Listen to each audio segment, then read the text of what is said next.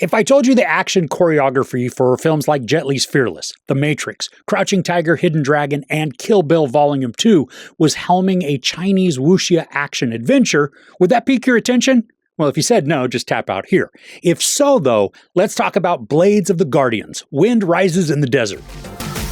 Bounty hunter Doa Ma takes a job escorting the Empire's most wanted man, Zhi Shi Lang, to Chang'an City. As word gets out, his group is hunted down by warriors across the land. The chase is relentless, the action is nonstop, and the blades cut deep. Now, evidently, this is a live-action remake of a Mandarin animated series that began in 2023, following the same lead character, Doa Ma. But with the transition into live action, this feels as though it's like an old-school epic, where we are taken through vast and wandering landscapes that are a mix of treachery and beauty, and where we follow a group of heroes who may not always be on the right side of the law, but they act and fight with honor. While this is epic in scale, it's not nearly as long as some that we would consider epics. This clocks in at just over 2 hours, and while it does contain some deliberately slower storytelling moments, the action and the fights are pushed to the extreme so that we can enjoy it at a maximum. The story is fairly simple, but it grows in complexity the more time we spend with swordsman turned bounty hunter. Now, Doa Ma is a former military leader, for lack of a better term. He's extremely well-skilled in combat and is wickedly deadly with just about any weapon. He's abandoned his military life in favor of becoming a bounty hunter, which not only allows him the freedom to go and do whatever he wishes, but it also enables him to take care of an orphan boy who pretty much steals the spotlight in any scene that he's present. Now, Doa Ma is tasked with taking an outspoken figure to this large city. Maybe the capital. I wasn't exactly clear on why the city was so important. It didn't, though, distract from the narrative. As Doa Ma is going on this journey, he encounters other bounty hunters who might want to capture Doa Ma for the bounty that's on his head, but they also form this strained kind of friendship with the enemy of my enemy is my friend sort of relationship, because a megalomaniacal leader wants to rule as Khan over the 5 clans, giving him power over the entire region that it's pretty much just below the emperor. Now, there are twists as the story goes along, typically resulting in some spectacular battle that could feature swords, something called a flying claw or fei shui, flaming sabers, and then all sorts of gnarly clubs and pointy stabby things.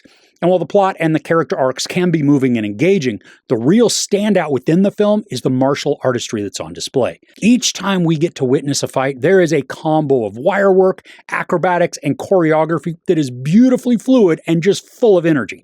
Like many movies that use similar styles of martial arts, the characters are able to sail through the air, almost like they're channeling supernatural abilities, which, maybe they are.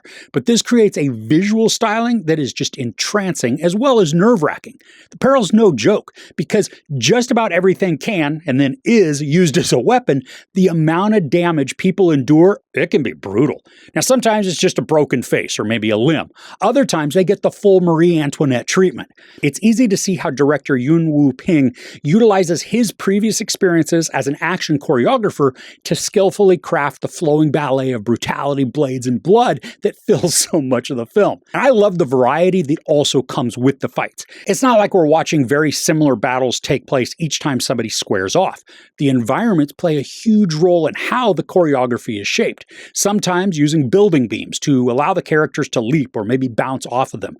Other times taking advantage of a liquid fuel-filled setting to create this stunning nighttime attack. Now, sometimes the action is a little too up close and zoomed in, and that does allow us to see the expressions on the faces, but not really the moves. Other times, the editing uses too many quick cuts that showcase a bunch of different angles, but they also then break up a little bit of that tension. Thankfully, though, especially in the latter portions of the film, the camera swings around the characters to get full immersion in the combat. And it's in these moments in particular that the suspense ratchets just way up, so the energy and the momentum combine to deliver a thrilling sequence. Now, despite so much excitement within the action, the story does come across as somewhat convoluted, or maybe it's just that the lore is a little underdeveloped. Now, on a simplistic basis, it's easy to follow and watch the warriors with honor and chivalry take on those who want to thrive within this lawless and rogue world. Portions, though, feel more inserted to create some drama rather than flowing seamlessly within the whole narrative. Take the megalomaniacal upstart, for example. Now, I buy his power-hungry nature and his motivation for wanting control, but there's a side story romance angle that's added, probably for some increased emotion. It's not required. It actually ends up making this terrible figure more like a 3-year-old who's throwing a tantrum because he didn't get what he wanted. It removes some of the menace that he has, especially because he could have been written as individualistic and cutthroat without any further rationale. That always makes for a more foreboding villain. Now, I mentioned the epicness of this earlier, and while the scale of the production is massive, the pacing does suffer at times, especially when the action isn't in the forefront. Now, some of the slowness is deliberate, but it also makes the movie feel longer than it really is. And this isn't something that comes across as though it's like a 3-hour slog. It's just that trimming some of the unnecessary story inclusions, like I had just spoken about, they would create more efficient arcs while also still being able to maintain a purposely patient pace. Now, because of how the story concludes here, it makes me believe that there will be some more films coming. The central arc is mostly resolved, but a mid-credit scene leaves room to show how the socio-political battle is just about to begin. Now, I'm stoked for whatever comes next because despite any slowness in pacing, this film is filled with stunning cinematography, making full use of the treacherous and brilliant surroundings. Actors who build their characters to be multifaceted and not just singularly stoic fighters, and then the martial arts that are expertly choreographed and captured, complementing the emotional pull of the sequences to add meaning and depth to the bloodshed rather than just increasing a body count.